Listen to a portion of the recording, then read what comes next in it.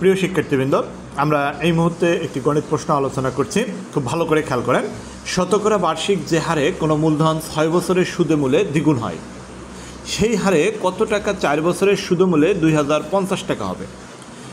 গণিতের ক্ষেত্রে সমস্যা বোঝাটা খুবই গুরুত্বপূর্ণ। মানে প্রশ্নটা বুঝতে হবে, সেই প্রশ্ন বুঝেই আপনাকে উত্তর বের করে ফেলতে হবে, রাইট? যদি আপনি প্রশ্ন বুঝতে পারেন এবং প্রশ্ন বুঝেও অঙ্কের উত্তর করতে পারেন, তাহলেই আপনি সফল হবেন। এটাই টেকনিক, অন্য কোনো বিষয় নেই। আপনারা দেখবেন গণিতে কোনো টেকনিকের বিষয় নেই। গণিত হচ্ছে যত বেশি খাতার মধ্যে করবেন, যত বেশি গণিত নিয়ে গবেষণা করবেন, কত বেশি চিন্তা করবেন, মস্তিষ্কের নিউরন তত বেশি খুলবে, আপনি তখনই ভালো পারবেন। প্রশ্নটি বুঝেন। শতকরা বার্ষিক যে হারে মানে 100 টাকায় কত সেটা বলেছে। মূলধন 6 বছরে, মানে যে মূলধন আছে, কোনো মূলধন মানে কি, মূলধন মানে কি, মুনাফা মানে আসল কত এটা কিন্তু বলা নেই। কোনো মূলধন 6 বছরের সুদে মূলে দ্বিগুণ হয়। মানে সুদে মূলে মানে কি, সুদ এবং আসল মিলে দ্বিগুণ হয়। সেই হারে কত টাকা 4 বছরে সুদে মূলে, মানে একই হার মানে কি, শতকরা বার্ষিক হার, যে হারে দ্বিগুণ হয়েছিল ঠিক সেই হারে 4 বছরের সুদে মূলে 2050 টাকা হবে। মানে হারের পরিমাণ কিন্তু সমান। যে হারে মানে যত পার্সেন্ট হারেই কোনো মূলধন 6 বছরে দ্বিগুণ হয়েছিল, ঠিক সেই হারে কত টাকা, মানে এবারে মূলধন কত হবে, 4 বছরের সুদে মূল্যে 2050 টাকা হবে। খেয়াল করেন, খুবই চমৎকার একটা অঙ্ক, তাই না? চমৎকার একটা অঙ্ক। এখন প্রথমে বলছে শতকরা যে হারে কোনো মূলধন 6 বছরের সুদে মূল্যে দ্বিগুণ হয়। তাহলে আমরা যদি এখানে ধরি মূলধন ছিল 100 টাকা, মূলধন 100 টাকা, তাহলে মূলধন যদি কত হয় 100 টাকা, মূলধন 100 টাকা, তাহলে সুদ মূলে কী হবে, দ্বিগুণ হবে। সুদ মূলে দ্বিগুণ হবে, সুদ মূলে দ্বিগুণ হবে, মানে কি, মূলধন যা ছিল তার দ্বিগুণ হবে। তাহলে মূলধন আমরা ধরলাম 100 টাকা, তাহলে সুদ কত, সুদে মূলে কত হবে, 200 টাকা। তো 200 টাকা যদি সুদে মূলে হয়, তাহলে মূলধন 100, সুদ মূলে 200, তাহলে এখানে সুদ কত, 100 টাকা। কি বুঝতে পারছেন তো? মূলধন আমরা 100 ধরছি, সুদে মূলে দ্বিগুণ হবে, মানে কি 2 দিয়ে গুণ দেন আসলকে, তাহলে 200 টাকা।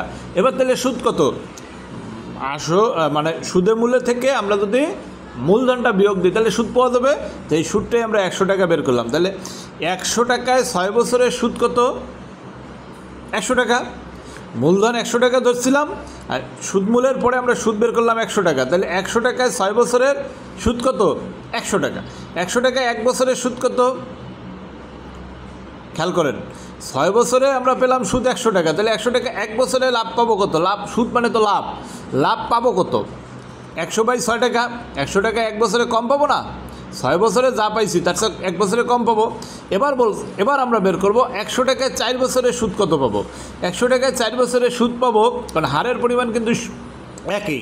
তাহলে 100 টাকায় আমরা 4 বছরের সুদ পাবো কত, তাহলে 100 গুণন 4/6, এই 4টা উপরে যাবে 6, কাটাকাটি করলে কি, এখানে 66/2/3 না রেখে আপনি এটাকে এই যে 200/3 রেখে দিতে পারেন।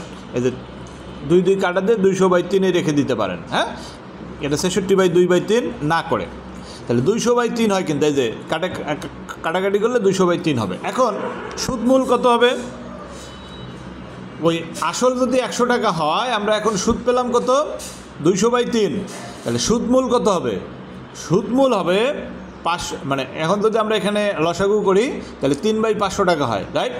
এই যে আসল 100, সুদ বের করলাম 4 বছরে এত, তাহলে সুদ মূল কত, ক্লিয়ার?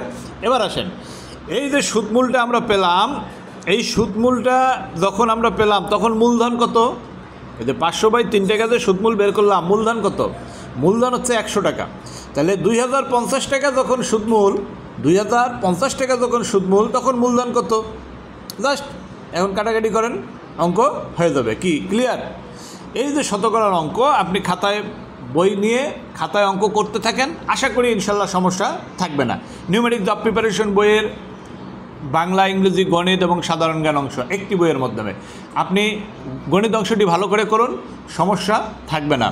আপনার গণিত নিয়ে কোনো সমস্যা থাকবে না। নিয়মিত আমাদের পেজের লাইভ ক্লাসগুলো করুন, আশা করি সমস্যার সমাধান হবে।